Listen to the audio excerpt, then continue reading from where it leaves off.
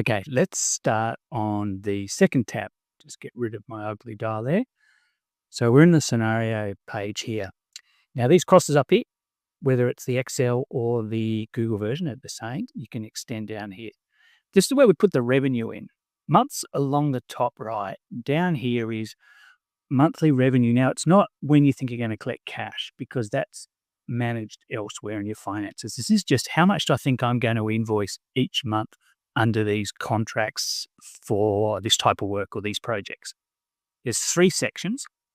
Recurring income, stuff that comes in every month that you have a high probability of that you know you're going to get. And that might be for different service contracts. It might be clients that you do regular work for. It might be a stream of revenue that just keeps ticking along at a rate.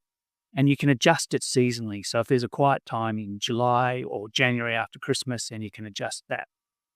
The second one is for confirmed contracts. So that's work on top of your regular work, but it's a bit more piecemeal. So you put the contract in here, whether it's the Smith job or the Dixon Street refit or whatever the project is. Put the amount in, and then put in each month how much you think you're going to invoice for that project. And if there's progress claims, this is an estimate of I'm going to invoice half of it in 1 month, half of it in the other, or it's a 12-month program and I'm going to invoice it over this period of time. So that's your confirmed contracts. That means that you've got a recurring confirmed. Is high probability, 99% going to happen. Then you got your probable and your possibles. Your probable is anything greater than 70%. So we're talking to the customer, we're negotiating on price, we're pretty sure we're going to win it. We haven't got a purchase order or a contract yet. But there's a high probability that we are. If it doesn't happen this month, it might happen next month, that type of work. So if you got to add, just right-click over here and insert a row, add these in. And then again, you put in the monthly income you expect to be invoicing for that project. It's very simple then just to cut and move it if if that project goes left or right. The possible, that's where there's a 50% chance. We think we're going to win it. It's got to be higher than 50%. So if it's just a tender or a quote, we're not putting it in here. But there's a possibility we're going to win it. It's an existing customer. We're normally one of two that they use. I think it's worth talking about. So you put those projects in here at the same deal, put it out here, and then that'll give us our income spread. So in this scenario, for example, February looks like it's going to be 132 is confirmed, probable 286, possible 566. Big range. Every business is going to be different. Yours might not be so big. The monthly break even, we want to put in here based on your overheads. And your gross profit. So what you got to do is work out your overheads per month, and that doesn't change a lot. Yeah, it might change when you got a 4-week pay cycle rather than 5, or seasonally might change a little bit. Your gross profit and your overheads is what determines your break even. So with the break even, we can then look at what our revenue is for February, in this case, 132, but our break even is 280. So we need to hustle to get those probables locked in so we get above our break even. Revenue per site worker gives you a forecasting tool to say, if we just have what we have got at the moment in hand, I only need 5 people in the field. If we get our probable, I'm probably going to need 11. If we win everything, I need 23. So there's a stretch or a gap there, 5 to 23, or perhaps you might go what's probably 11 to 23, might need 15. Now, that could be okay. You can grab subcontractors if you need them. You can generally hustle to get more workers. It's harder to hustle to get more work. So although in February, currently I've only got 5 of my team of 10 busy. I need to do something about trying to get some work into February. There's another line in here for working out your average labor cost. This is a good one to watch the trend of, because it's valuable when you're pricing.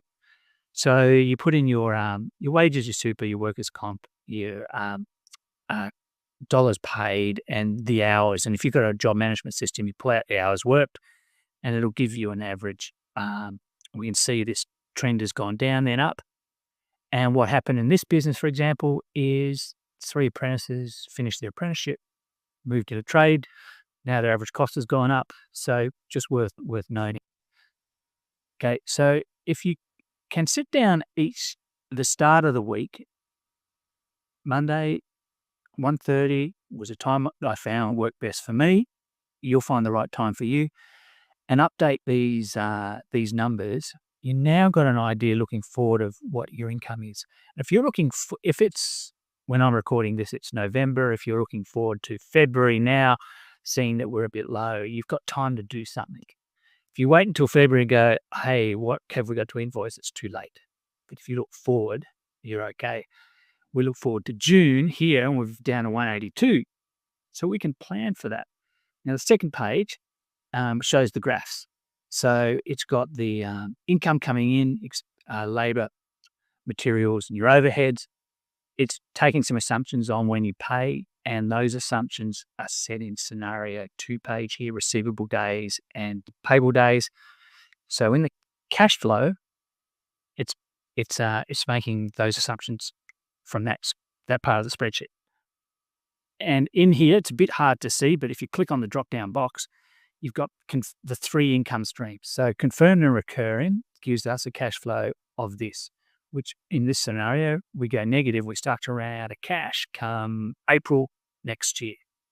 Now, if I have a look click on the drop-down box, include the probable, we're going to be quiet in February. March, April is normally a little bit tough on cash. Then we start to build cash. Okay, that's great.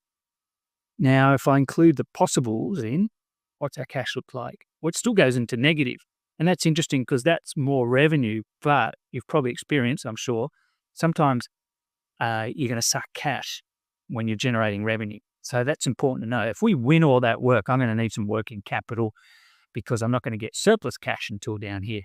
Now, and that takes some planning. It might not mean you magic up some debt or money out of the thin air, but it might mean you're thinking seriously about deposits, about times, the timeliness of progress claims, and when you order materials and the like. But it's a good look. The next graph here shows our break even. Green is our break even. Blue is our confirmed. Red's our probable, and yellow is our possible.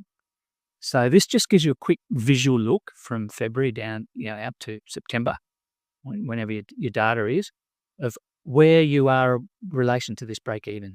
It's in the spreadsheet previous page, but sometimes it's easier to see it on the graph. So that's why I put it on here. So these 2 graphs, your cash flow forecast, which you can select which income line you use, and your break even has all the income lines on them against the green line. So you can see where you're running. So this is where you put the data in, and then it gives you the lines of income. It's got your receivables days, the dates that comes in. It assumes that your labour gets paid out in the same month, your overheads get paid in the same months, your materials go 30 days after, end of month. You can run a check here on your labour costs, and you can see your forecast labour scheduled. Have a look at that. So that's the spreadsheet. It's pretty straightforward. I found if I could keep it simple, it worked best. And having a visual of cash flow when we're planning is great. Having a visual of our break even is great too. I hope you find it useful.